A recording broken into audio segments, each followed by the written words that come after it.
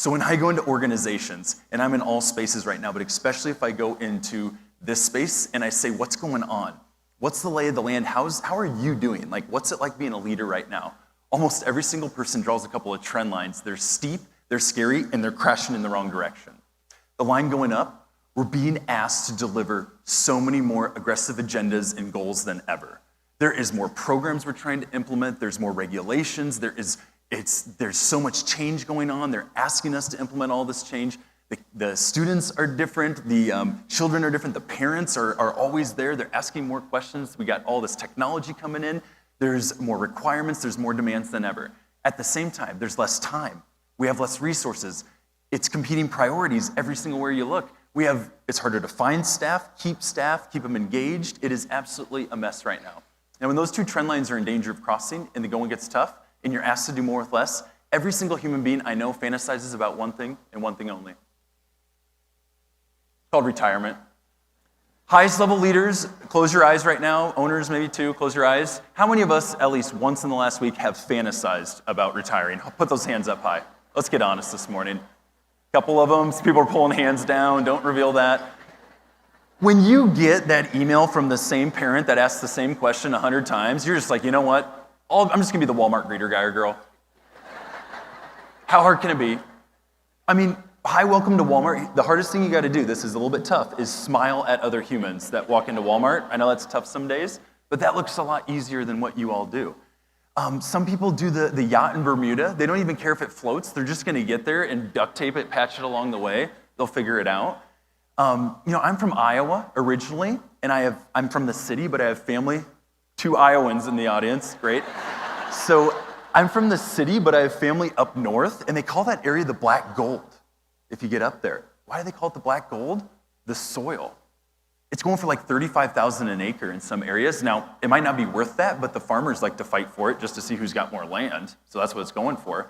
When the going gets tough for me as a speaker in my career, I have this fantasy, and it only happens every once in a while, that a long-lost relative passes away so peacefully.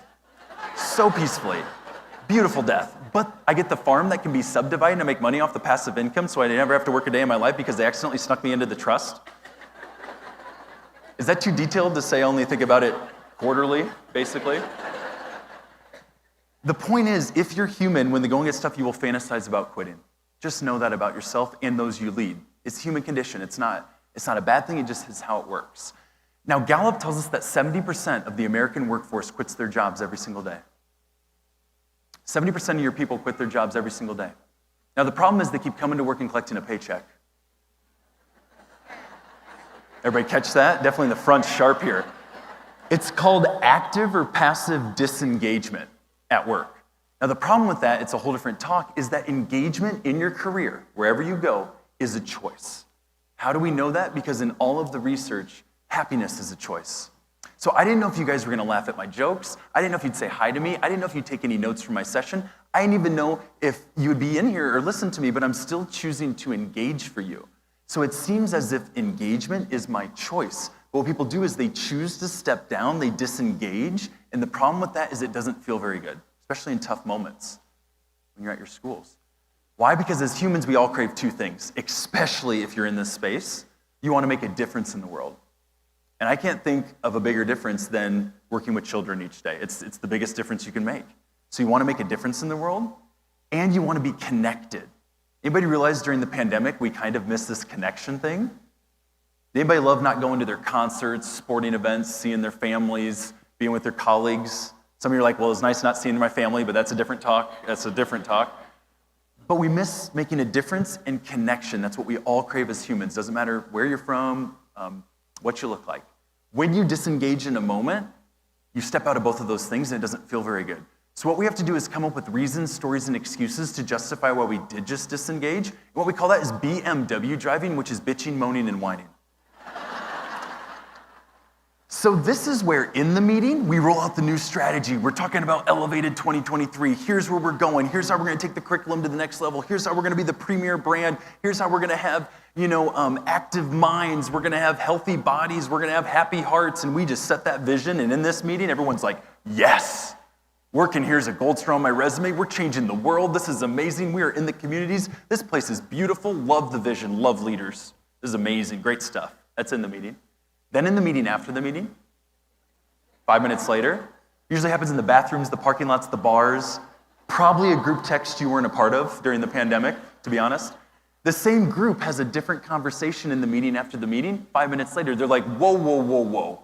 I know I didn't speak up in the meeting, but let me get this straight. They want us to do more with less.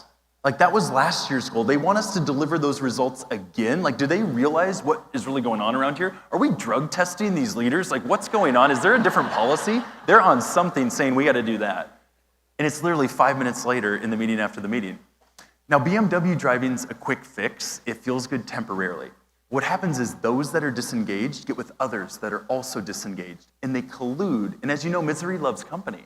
And they come up with a list, what I often say are very interesting demands of all the things that would need to change in reality for us to give the gift of our work. And what I often call this is an injure the leader Monday morning meeting. Has anybody been a leader that didn't make it out of a hey, do you have a minute on a Monday, live, metaphorically? So you walk in, we got a lot going on. We got parents coming in. It's a hot mess. It's raining out. I mean, every day. But we're excited. We're going to make something happen this week. We're going to manage this thing. And you got a smile on your face. And sure enough, someone says, hey, do you have a minute? Yeah? And you guys are so caring. You're so open. You're so loving. And you're reality-based. So you go, you know what? I got 2 minutes. This is rare. I got double the time you need. You're in luck. Come on in. And they're like, thank you. And it usually goes like this. We've all been talking. And there's a pause because they're like, this isn't what I think, of course. This is what they all think. And I just thought I'd let you know because everyone's scared to come to you. We are all in for that mission, vision, beautiful, all of that. We are in as long as you pay us more money. We have better benefits, better software, better IT support, no manual workarounds, there's no hypocrisy, everyone's treated fairly, everyone follows the process just like I do, everyone cares about the children as much as I do, everyone cares about the families as much as I do, as long as everybody actually follows all the process as much as I do, as long as I can have less change, and if there is change, we're consulted on every major decision, and if I have my opinion account on everything that goes around here, if I could have a best friend at work and a second best friend at work and a jeans day and a pizza day. And if you fulfill that list, then we'll step up. Now, this is the challenge in leadership, and I'll talk about how we do want to create better environments. I'm just getting it funny for you. But the average leader came up the ranks as a doer. You were really good at what you did, and you got promoted or you stepped in as a leadership role because you're good at what you do or you were good at getting things done, and we lose twice because we lose a good doer, and we put a leader in that space, but we don't give them the leadership skills, the modern leadership skills. So we lose twice because what does that leader do? There's a list, they're a doer, and they see someone suffering. They go, give me that list. I'll go out and perfect reality for you. I'll be back. And here's the big question for leadership, modern leadership right now. What are the odds in the short term that anyone can perfect reality for every single person on a team in a school? What are the odds? I heard 0, and this happens to me all the time. It is a 0. Now, I work with a lot of scientists. They're like, Alex, you can never say something's a 0. And I go, I'm pretty sure this one's a 0. Because that list of what someone needs to be happy or successful is different for everybody based on their accountability level. Have you noticed someone in a high state of accountability, in general believes they can have impact in the world, needs a much different list to be happy or successful at work than someone in a low state of accountability, more of a victim mindset? So you can't perfect that list for everyone. By the way, what you do on that list will please different groups. That's a big point. So it's an illusion, you can't fix it. So now what happens is a vicious cycle. That gives people more gas for their BMWs.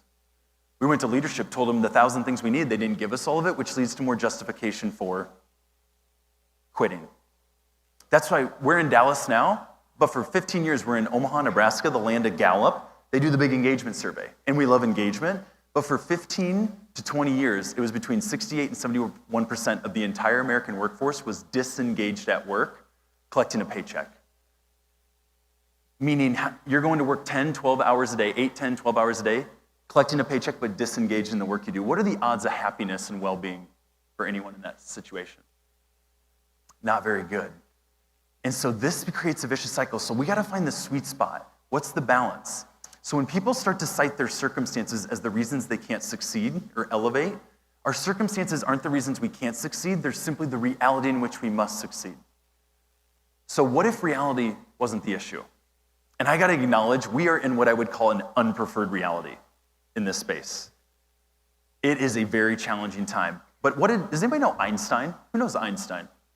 Maybe not personally, but Einstein looked at reality and said things like, the universe is friendly, it's in your favor. At the worst, it's neutral. That's why we talk about the present moment so much. Be present, because it's safe there. We can make good decisions there. It's not as stressful there. So what if reality, just for a second, wasn't the issue? What's going on in our schools as leaders? What if the real challenge was we haven't yet evolved our mindsets, modernized our approach, got more skillful and evolved to succeed in that current reality? What if the challenge you're feeling is your call to greatness? Or what if the ultimate freedom is it doesn't matter what reality comes your way, you can trust your skill sets and your tools as a leader to evolve you and your teams to be successful in whatever reality comes your way?